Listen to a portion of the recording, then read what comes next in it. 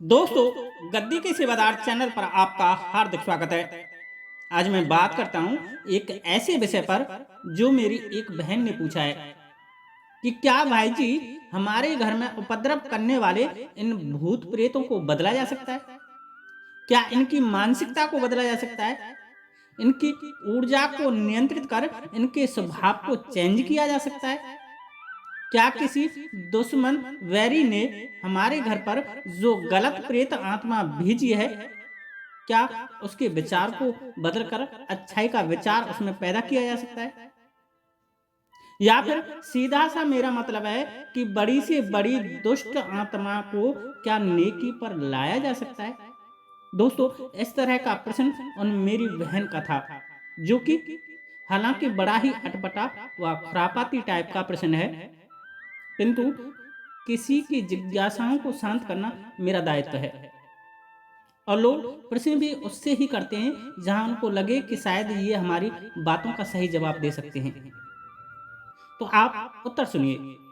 देखिए दोस्तों, कोई इंसान बुरा नहीं होता, बल्कि उसकी परिस्थिति, वातावरण, समाज, संगति व उसका परिवेश उस पर अच्छा बुरा प्रभाव डालता है।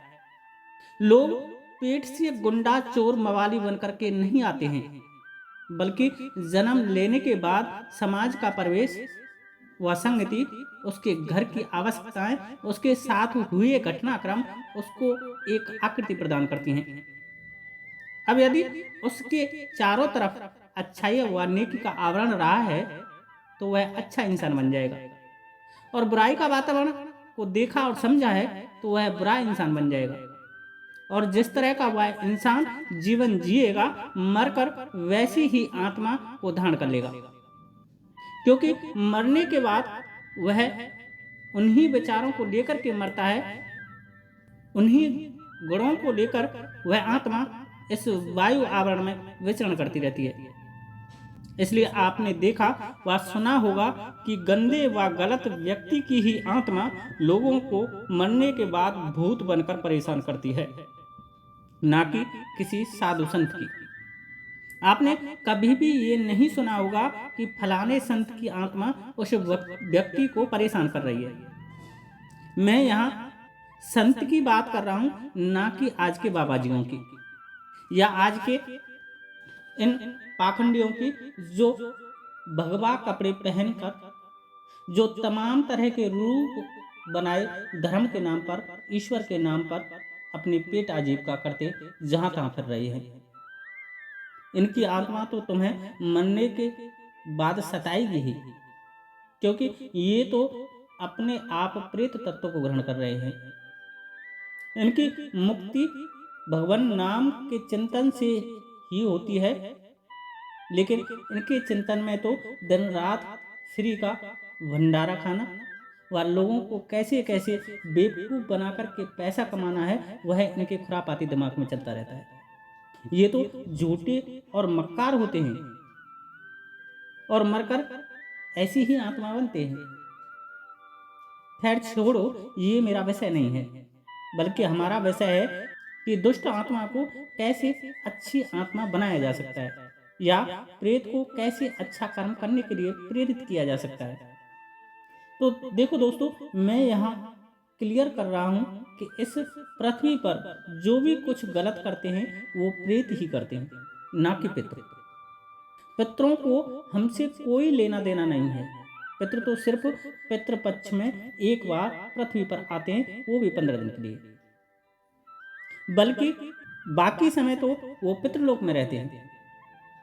वो पृथ्वी पर नहीं आ सकते, ये ब्रह्मा जी का नियम है। अब जो हमें परेशान करते हैं, वो हमारे घर के वो आत्माएं हैं जिनको किसी कारणवश पितृलोक नसीब नहीं हुआ।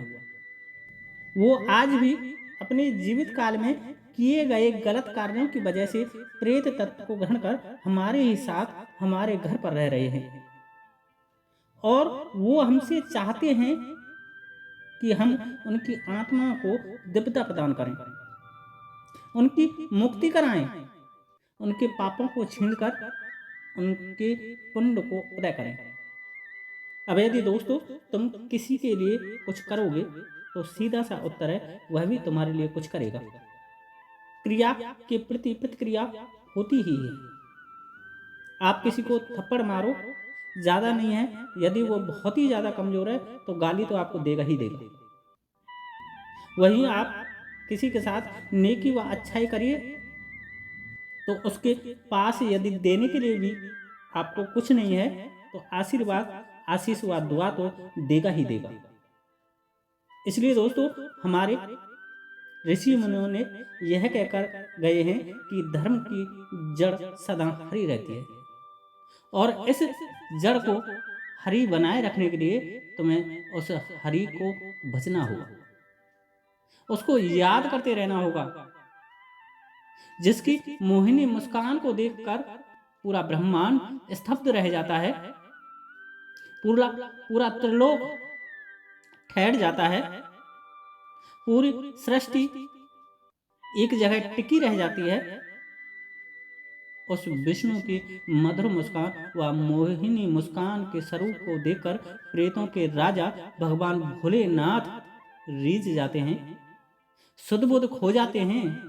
दोस्तों, आपने वेद पुराणों को यदि पढ़ा हो तो आप गौर करना, जब जब भगवान विष्णु का व भगवान भोलेनाथ का युद्ध हुआ है तो भगवान विष्णु ने ब्रह्मास्त्र, मोहिनी अस्त्र, आकर्षण अस्त्र जैसे अस्त्रों का प्रयोग करके भगवान भोलेनाथ को कंट्रोल किया है।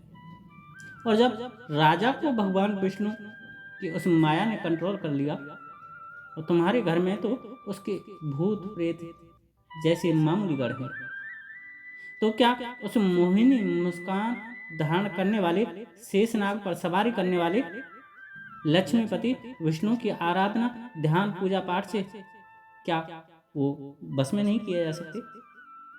अरे, जब कृष्ण की मधुर वंशी को सुन करके वन के समस्त जीव जंतुओं, जिनमें कि हिंसक शेर, मगरमच्छ, चीता, भालू, सर्प होते हैं, वहीं पालतू गाय, भैंस, खरगोश, मोर आदि होते हैं, जब उनको वशीभूत करके उस वंशी की धुन से एक जगह बिठाकर मित्रवत किया जा सकता है, तो क्या इन प्रेतों को मित्रवत नहीं किया जा सकता? दोस्तों, किया जा सकता है, बस करना आना चाहिए।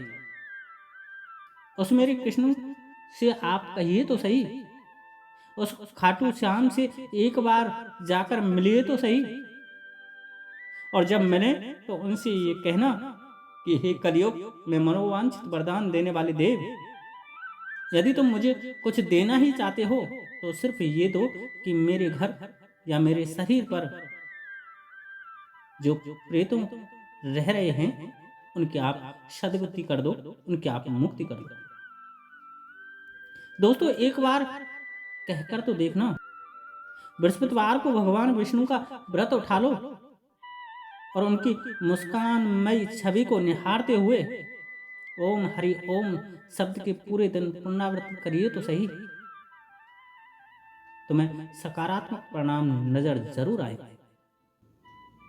तुम उस मधुर मुस्कान रूपी कृष्ण की बंसी बजाने वाली छवि का अनुमोदन करते हुए ओम क्लीम कृष्णाय नमः मंत्र का जाप करके तो देखिए, और मन ही मन उनसे यह याचना करिए तो सही कि हे मेरे कृष्णा, मेरे घर में जो भी ये प्रेत शक्तियां हैं उनको आप प्रेत पीड़ा से मुक्त करें।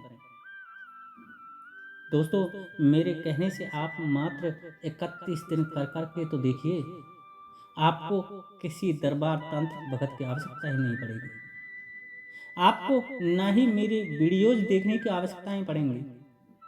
दोस्तों, इस संसार में हर हिंसक प्राणी शाकाहारी से हार जाता है, हर दुष्ट अच्छाई से मर जाता है, हर पापी भगवान नाम से तर जाता है। उदाहरण के लिए, शेर हिंसक होता है लेकिन चिंपांजी जो शाकाहारी होता है उससे हार जाता है।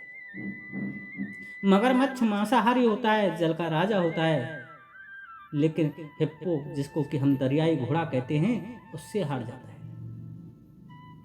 रावण दुष्ट था लेकिन राम की अच्छाई, नेकी, सदगति, सदविचार से हार गया। वाल्मीकि जैसा डकैत व धुंधकारी जैसा प्रेत भगवान नाम से तर जाता है। इसलिए दोस्तों, भगवान नाम को स्मरण करो, लेकिन पूरे मनोयोग से, पूरे तन्मयता से। मेरा दावा है, हर नकारात्मक को सकारात्मक बनाया जा सकता है। ये जो गद्दी दरबार चलाने वाले, आपको पूछा देने वाले, आपकी प्रेत पीड़ा को हरने के नाम पर दरबार चलाने वाले लोगों से पूछिए कि वो पहले प्रेत से पीड़ित थे या नहीं। दोस्तों, वो पहले उस प्रेत से पीड़ित होते हैं और बाद में ये ही उसी प्रेत को अपना कर, अपने योग्य बनाकर सकारात्मक बना लेते हैं। जो कभी इनको बर्बाद करता था, आज ये ही इनको आबाद कर रहा होता है। ये मेरा दावा है, मैं स्टाम्प पर लिख करके दे देता हूँ। दोस्तों, जब वो गद्दी दरबार लगाने वाला उस नकारात्मक प्रेत को सकारात्मक कर सकता है, तो तुम क्यों नहीं कर सकते। दोस्तों, वीडियो अच्छी लगी हो तो लाइक करें, शेयर करें व कमेंट्स ज़रूर किया करें। जय श्री राधे, जय श्री कृष्णा, जय माता की, जय गद्दी की सेवादार।